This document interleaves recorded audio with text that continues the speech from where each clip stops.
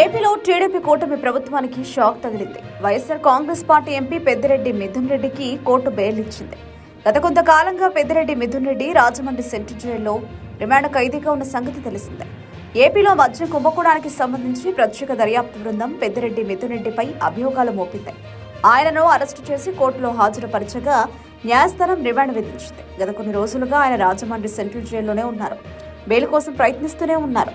కానీ న్యాయస్థానంలో చుక్కెదురైంది. అయితే ఆయనకు తాజా మధ్యంతర బెయిల్ ఇస్తూ ఏసీబీ కోర్టు ఆదేశాలు ఇచ్చింది. దీంతో ఈ రోజు పెద్దిరెడ్డి మిథున్ రెడ్డి జైలు నుంచి విడుదల కానున్నారు. వైఎస్ఆర్ కాంగ్రెస్ హయాంలో మద్యం కుంభకోణం జరిగింది. దాదాపు 18,000 కోట్ల రూపాయలను పక్కదారి పట్టించారన్న ఆరోపణలున్నాయి. కూటమి అధికారంలోకి వచ్చిన తర్వాత ఈ మద్యం కుంభకోణంపై ఫోకస్ చేసింది. దర్యాప్తు కోసం స్పెషల్ ఇన్వెస్టిగేషన్ టీం సిట్ ను ఏర్పాటు చేసింది. గత కొంతకాలంగా విచారణను కొనసాగించిన సిట్ కేసులో 12 మంది నిందితులను అరెస్టు చేసింది. అయితే పెద్దిరెడ్డి మిథున్ రెడ్డి అరెస్టు మాత్రం సంచలనమే.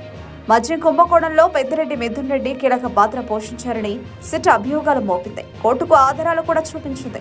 దీంతో ఆయనకు రిమాండ్ విధిస్తూ కోర్టు తీర్పు చెప్పింది. అయితే అప్పటి నుంచి బెయిల్ కు ప్రయత్నించినా దొరకలేదు. మరోవైపు మిథున్ రెడ్డి తండ్రి పెద్దిరెడ్డి రామచంద్రారెడ్డి రాజమండ్రిలోనే ఉంటున్నారు. కోర్టు అనుమతితో మిథున్ రెడ్డికి ఇంటి భోజనం జైలుకు తీసుకెళ్తున్నారు. అయితే బెయిల్ ప్రయత్నాలు కొలిక్కి రావడం లేదు. ఎప్పటికప్పుడు కోర్టు విచారణ వాయిదా పడుతూ వస్తోంది. ఈ తరుణంలో పెద్దిరెడ్డి మిథున్ రెడ్డికి మధ్యంతర బెయిల్ రావడం విశేషం. ఈ నెల 9న ఉపరాష్ట్రపతి ఎన్నిక జరగనుంది. ఓటు వేసేందుకు తనకు మధ్యంతర బెయిల్ ఇవ్వాలని మిథున్ రెడ్డి పిటిషన్ దాఖలు చేశారు. దీనిపై విచారణ చేపట్టిన న్యాయస్థానం మధ్యంతర బెయిల్ మంజూరు చేసింది. తిరిగి నెల 11న సాయంత్రం 5 గంటలకు సరెండర్ కావాలని కోర్టు షరతు విధించింది.